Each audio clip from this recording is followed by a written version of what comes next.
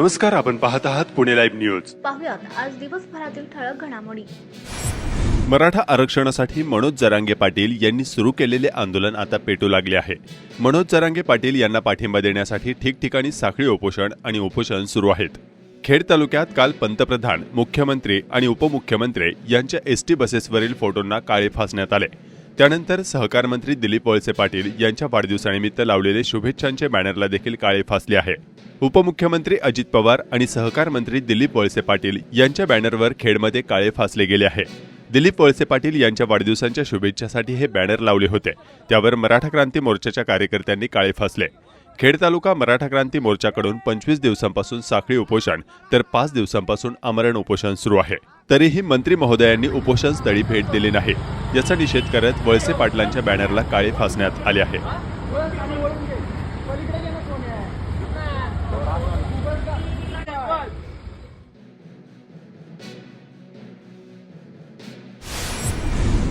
खेड तालुक्यात तिन्हेवाडी या ठिकाणी पत्र्याचे गोडाऊन फोडून गोडाऊनमधून 1,62,000चे 3600 किलो वजनाचे सोयाबीन चोरून नेल्याची घटना समोर आली आहे. विलास बाळासाहेब मधवे, वय वर्ष 52, राहणार बाजारपेठ, राजगुरुनगर यांनी या प्रकरणी खेड पोलिसांत फिर्याद दिली आहे. पुणे जिल्हा खेड तालुका हा कांद्याची आगार समजला जातो, परंतु यंदा लागवड क्षेत्र कमी होणार आहे. सोयाबीन पिकाची उशिरा काढणी करण्यात आली, त्यामुळे रब्बी हंगामात कांदा लागवडीच्या क्षेत्राला मोठा फटका बसला आहे. यंदा कांदा लागवड क्षेत्रात मोठी घट झाली असून खेडमध्ये सुमारे 25 ते 30% कांदा क्षेत्र घटण्याची शक्यता निर्माण झाली आहे. खेड तालुक्यात व इतर तालुक्यात साधारणपणे 15 ऑगस्टला कांद्याची लागवड सुरू होते. यावर्षी दसऱ्याला कांद्याची लागवड काही शेतकऱ्यांनी सुरू केली. लागवड 2 महिने उशिरा सुरू झाली आहे, त्यामुळे कांदा पीक उशिरा हातात येणार असून कांदा लागवड क्षेत्रात मोठी घट झाली आहे. कांदा रोपांसाठी बियाणे टाकण्यासाठी पाणीच उपलब्ध नसल्यानं रोपे तयार झालेली नाही, त्यामुळे कांदा लागवडीत घट होत आहे. खेडचे आमदार दिलीप मोहिते पाटील यांनी मराठा आरक्षण आणि आमदारांच्या राजीनाम्यावर मोठं विधान माध्यमांशी बोलताना केलंय. 1-2 आमदारांनी राजीनामा देऊन मराठा आरक्षणाचा प्रश्न सुटणार नाही, त्यापेक्षा सगळे मिळून राजीनामा देऊ. समाजातील सगळ्या आमदारांनी राजीनामा दिला, सर्व पक्षामधील लोकांनी तशी भूमिका घेतली तर सरकारला कायदा करणं भाग पडेल. त्यामुळे आपण सगळेजण एकत्र येऊ आणि समाजाकरता सगळे मिळून निर्णय घेऊ, असं त्यांनी माध्यमांना सांगितलंय. मराठा आरक्षण मागणीसाठी राजगुरुनगर येथे सुरू असलेल्या आमरण उपोषणास महिंद्रा अँड महिंद्रा राईस कंपनी या कंपनीच्या सर्व कामगार बांधवांनी जाहीर पाठिंबा दिला. खेड तालुक्यात जरेवाडी गावात नेत्यांना गावबंदी करण्यात आली आहे. आरक्षण आमच्या हक्काचं, नाही कुणाच्या बापाचं.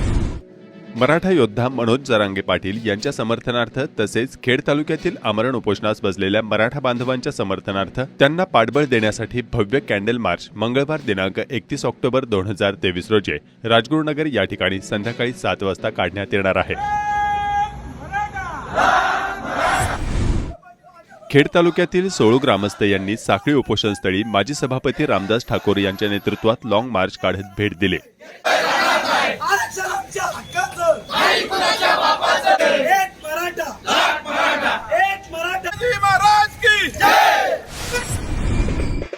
मराठा समाजाच्या विरोधात विधान करणाऱ्या गुणरत्न सदावर्ते यांच्या विरोधात मराठा समाज आक्रमक झाला आहे. गुणरत्न सदावर्ते यांची खेड तालुक्यात जवळके बुद्रुक गावात प्रतिकात्मक अंत्ययात्रा काढत मराठा समाजाने निषेध नोंदवला आहे. सदावर्ते यांनी मराठा समाज व आरक्षण याबाबत वारंवार विरोधात भूमिका घेतल्यानं यावेळी गुणरत्न सदावर्ते यांच्या विरोधात जोरदार घोषणाबाजी करत प्रतिकात्मक पुतळ्याचा अंत्यविधी काढण्यात आला. यावेळी सरपंच अरुण येवले व ग्रामस्थ उपस्थित होते. मराठा आरक्षणाला विरोध करणारा सदावर्ते गुणवत्ते याचा या ठिकाणी आज निषेध म्हणून त्याची अंत्ययात्रा काढू या ठिकाणी. किवळे येथे 150 महिलांची हिमोग्लोबिन, ब्लड प्रेशर व शुगर आदी आरोग्य तपासण्या मोफत करण्यात आल्या. तसेच महिलांना सॅनिटरी पॅडचेही वाटप करण्यात आले. महाराष्ट्र राज्य नवजनशक्ती काँग्रेस संघटनेचा राजगुरुनगर या ठिकाणी कार्यकर्ते आणि पदाधिकारी मेळावा रविवारी दिनांक 29 ऑक्टोबर 2023 रोजी संपन्न झाला. यावेळी नवजनशक्तीचे राष्ट्रीय अध्यक्ष मनोज शंकर नल्लूर, प्रदेशाध्यक्ष कल्पना माने आदींसह कार्यकर्ते उपस्थित होते. कोजागिरी पौर्णिमेचे औचित्य साधून चाकण वॉर्ड क्रमांक 22 मधील श्रीरामनगर या ठिकाणी 39 सीसीटीव्ही कॅमेऱ्याचे उद्घाटन चाकणचे वरिष्ठ पोलीस निरीक्षक अशोक कदम यांच्या हस्ते संपन्न झाले। तसेच श्रीरामनगरच्या वतीने चाकण पालिकेचे मुख्याधिकारी सुनील बल्लाळ यांचा भव्य नागरी सत्कार करण्यात आला। मुद्रांक विक्रेत्यांनी 100 व 500 रुपयांचा शुल्काचा स्टॅम्प पेपर बंद करण्याच्या धोरणाविरोधात राज्य सरकारचे लक्ष वेधण्यासाठी जिल्हाधिकारी कार्यालयासमोर एक दिवसीय आंदोलन 30 ऑक्टोबर रोजी करण्यात आले। खेड तालुक्यातील मुद्रांक विक्रेत्यांनी निवासी नायब तहसीलदार मदन जोगदंड यांच्याकडे निवेदन दिले। हुतात्मा राजगुरू महाविद्यालयातील मराठी विभागाच्या वतीने माझे आनंद पर्यटन या विषयावर घेण्यात आलेल्या महाविद्यालय स्तरीय निबंध स्पर्धेत सुमारे 200 विद्यार्थी सहभागी झाले। त्या सर्व विद्यार्थ्यांना दिवाळी अंक व पुस्तके भेट देण्यात आली। या प्रसंगी खेड तालुका शिक्षण प्रसारक मंडळाचे अध्यक्ष ॲडव्होकेट देवेंद्र बुट्टे पाटील व मान्यवर उपस्थित होते। दिल्ली येथे global business and education awards या कार्यक्रमात खेड तालुक्यातील कडूस येथील dynamic English medium school and junior कॉलेजच्या व्यवस्थापिका जयश्री प्रताप गारगोटे यांना award for contribution to students development या पुरस्काराने गौरवण्यात आले। दिल्ली येथे झालेल्या कार्यक्रम प्रसंगी माजी केंद्रीय सांस्कृतिक आणि पर्यटन राज्यमंत्री अल्फोन्स कन्ननथनम, माजी क्रिकेटपटू मदनलाल आदी उपस्थित होते। Now from 15 years we are working from there and whole our family is working there and we have to reach. वारकरी संप्रदायातील ज्येष्ठ अधिकारी विष्णू महाराज चक्रांकित वय 86 यांचे आळंदी येथे रविवारी रात्री निधन झाले। त्यांच्यावर सोमवारी इंद्रायणी तीरावर अंत्यसंस्कार करण्यात आले। श्री ज्ञानेश्वर माऊलींच्या समाधीपुढे सलग 50 वर्ष त्यांनी हरिपाठ कीर्तन सेवा केली। श्री ज्ञानेश्वर माऊलींचे पसायदान सुवर्णाक्षरात तयार केले। भारताचे तत्कालीन राष्ट्रपती पंडित शंकर दयाळ शर्मा यांच्या हस्ते प्रकाशित करून श्री माऊलींच्या मंदिरामध्ये त्याची प्रतिष्ठापना केली।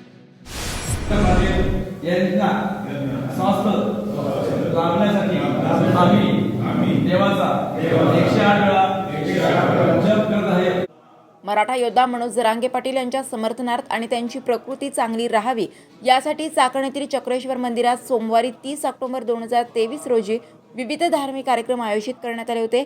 यावेळी चाकण आणि पंचक्रोशीतील युवक मोठ्या संख्येने उपस्थित होते। चाकणमध्ये देखील आंदोलनाची हाक युवकांनी दिली असून त्याबाबत त्यांनी काय सांगितले पाहूया। अखंड महाराष्ट्रामध्ये मराठा समाजाला आरक्षण मिळावं याकरता विविध प्रकारे मोर्चे निघाले होते, परंतु आता मोर्चा काढूनही काही होत नाही म्हटल्यावरती जालन्यातील अंतरवाली सराटी येथील मराठा योद्धा, संघर्ष योद्धा म्हणून त्यांना संबोधलं जातं, ते मनोजजी जरांगे पाटील यांनी 45 दिवसापूर्वी एक उपोषण सोडलं होतं, परंतु सरकारने त्यांना एक 30 दिवसाचा कालावधी मागितला होता। मनोज जरांगे यांनी 30 दिवसानंतर 40 दिवसांचा कालावधी दिला होता आणि 40 दिवसानंतर जर आरक्षण नाही मिळालं तर पुन्हा एकदा अमर उपोषणासाठी बसेल अशी राज्य सरकारला विनंती केली होती। परंतु राज्य सरकार असेल, केंद्र सरकार असेल, यांनी मराठ्यांची कुठली दखल न घेता केवळ आश्वासन दिलं आणि 40 दिवसामध्ये कसलीच एक आपण पाठपुरावा म्हणतो त्यासाठी केला नाही। त्यामुळे मनोज जरांगे यांनी 6 दिवसापूर्वी सराटी येथे आंदोलन चालू केलं, उपोषण चालू केलेलं आहे। आज पाहता त्यांची बोलण्याची देखील अवस्था राहिलेली नाही आहे, त्यामुळं त्यांची प्रकृती ढासळत चाललेली आहे। आमची राज्य शासनाला एक विनंती आहे, कृपया आपण मराठ्यांच्या ज्या हक्काचं जे आरक्षण आहे ते कृपया लवकरात लवकर देऊन मनोज जरांगे यांचा उपोषणाचा मार्ग आपण सोडवावा, जेणेकरून त्यांच्या प्रकृतीला जर काही इजा झाली तर महाराष्ट्रामध्ये काय होईल सांगता येत नाही अशी परिस्थिती आली आहे। आज आपण पाहिले सकाळपासून कुठं जाळपोळ चालली, कुठं पेटापिटी झालेली आहे। असं काय करायचं नाही असं मनोज जरांगे यांचा खूप प्रयत्न आहे आणि खूप प्रत्येक मराठा समाजाला ते सांगतात, प्रत्येक बांधवाला सांगतात की जाळपोळ करू नका, हिंसा करू नका। शेवटी या महाराष्ट्रातली, या देशातली जी स्वराज्याची काडी आहे ती आपल्या छत्रपती शिवाजी महाराजांची आहे, त्यामुळे आपण आपलं नुकसान करून घेतोय, तेव्हा आपण असं काही नुकसान न करता आपल्याला आरक्षण मिळवायचं आहे। कुणालाही कसलाही बाधा न येणार आणि आपल्याला आरक्षण मिळणार अशा दृष्टीने आपल्याला आरक्षण मिळवायचं आहे।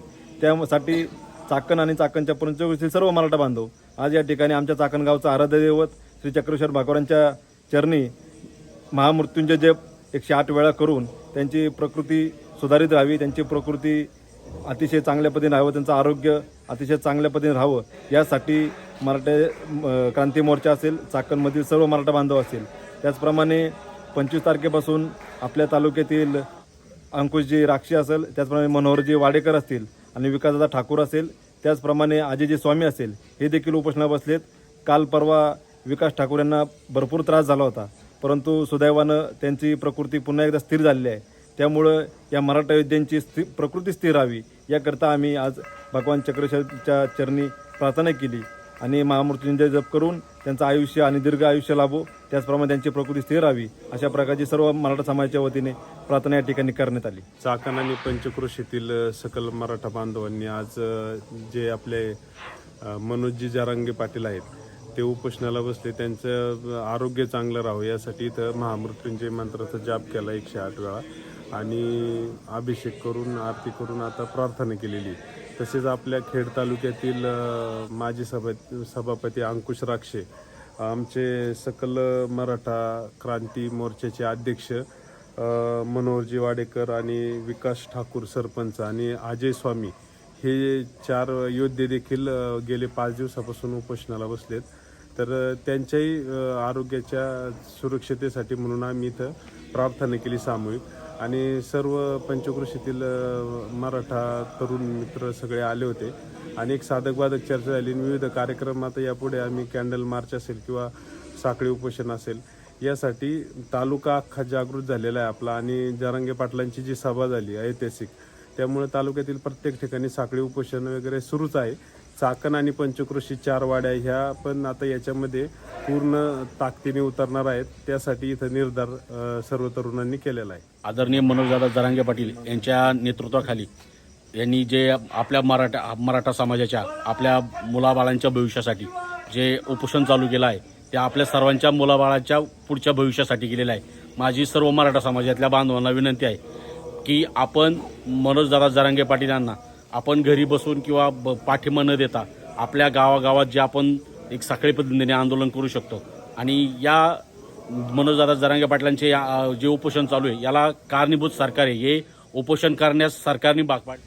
जे मराठी बांधवांनी 108 वेळा जप केलेला आहे आणि त्या मंदिरामध्ये जो केलेला आहे ते महादेवाचे देव महादेव खरोखरच मला सांगूशी वाटतं की मनोज भाऊ जरांगे यांना कोणत्याही परिस्थितीमध्ये विधा होणार नाही. आणि दुसरी गोष्ट सांगूशी वाटते की आपल्या मुलाबाळांचे आणि मंडळी बायकोचा विचार न करता आपल्या मराठ्यांना न्याय मिळाला पाहिजे म्हणून ते आपले लढत आहे, प्राणाची बाजी लावलेली आहे आणि तो जो मराठ्याला न्याय मिळणार आहे म्हणून मी मनोज जरांगे पाटलांचं अभिनंदन करतो.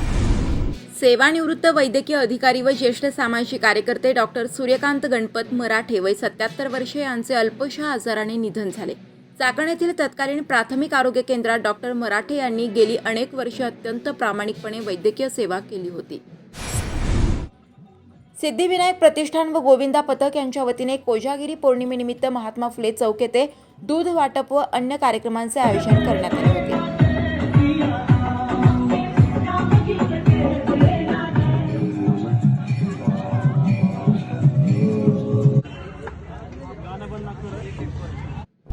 नमस्कार, आपण पाहत आहात पुणे लाईव्ह न्यूज.